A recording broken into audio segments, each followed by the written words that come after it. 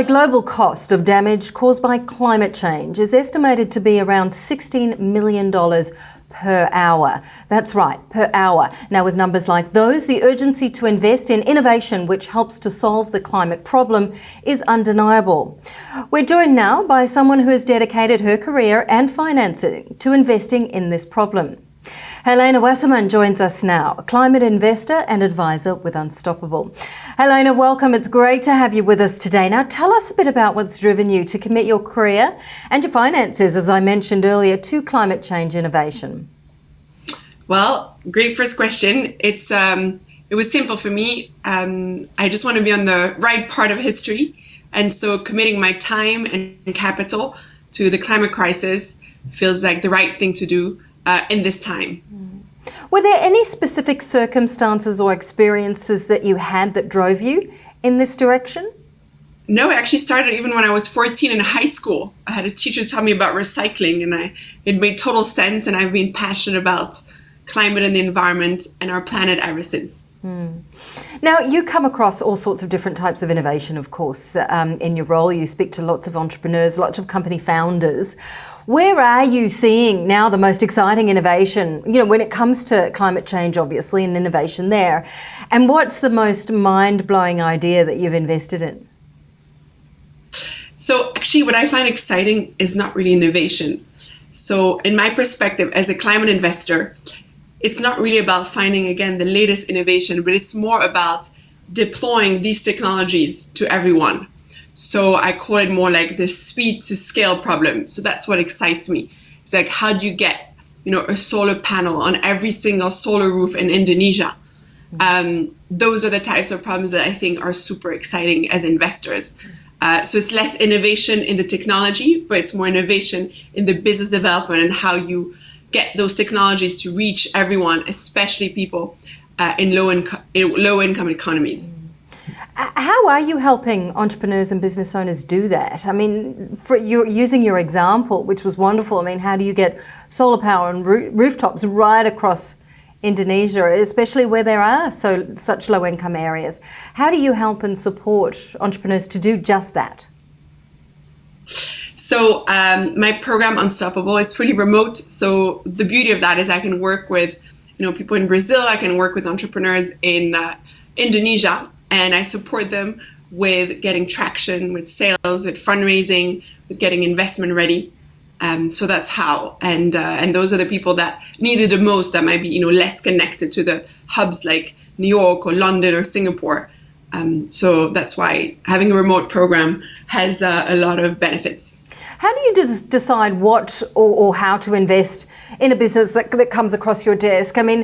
Because essentially you are helping to fight climate change with every investment or every advice that you give a company or a company owner. How do you decide what's more important than the other, or what are the parameters around those decision-making processes?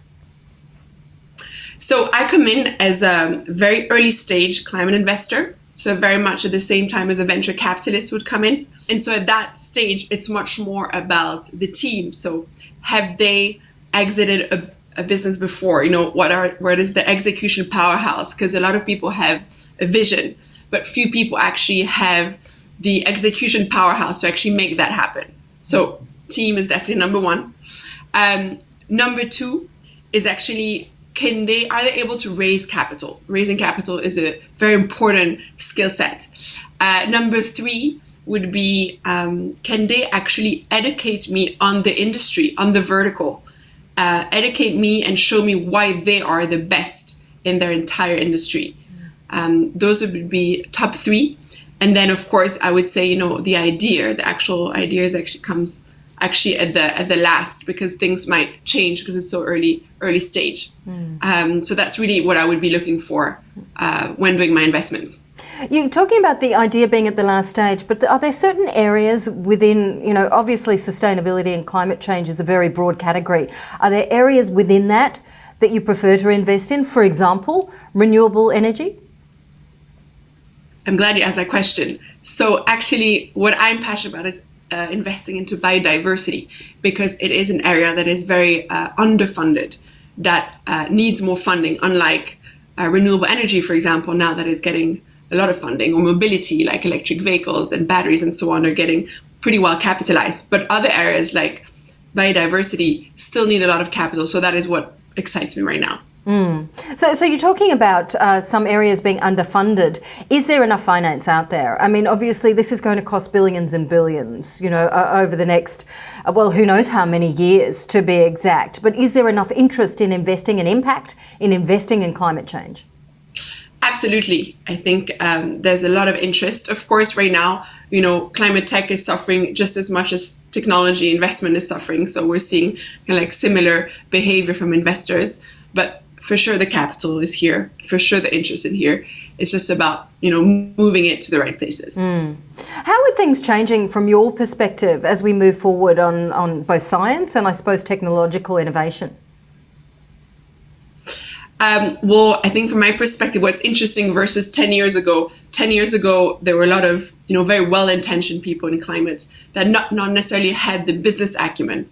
But today, because it's a climate crisis and because so much talent has come to climate because of all the innovations that are here, due to that, there's proper business acumen, proper, very talented entrepreneurs that have exited companies before that are now building in climate. So it's a very different type of talent coming to climate, and that I find particularly exciting right now. So how optimistic are you overall, Helena, on achieving the world's climate change goals? Extremely optimistic, because I think that's the only way to actually be fighting for that. So I think, to wanting to make a change, you need to imagine the change first. And so I'm absolutely certain that we can make change happen. And so important, as you talked about initially, to be on the right side of history. Helena, thank you so much for your time today. We've really enjoyed our conversation.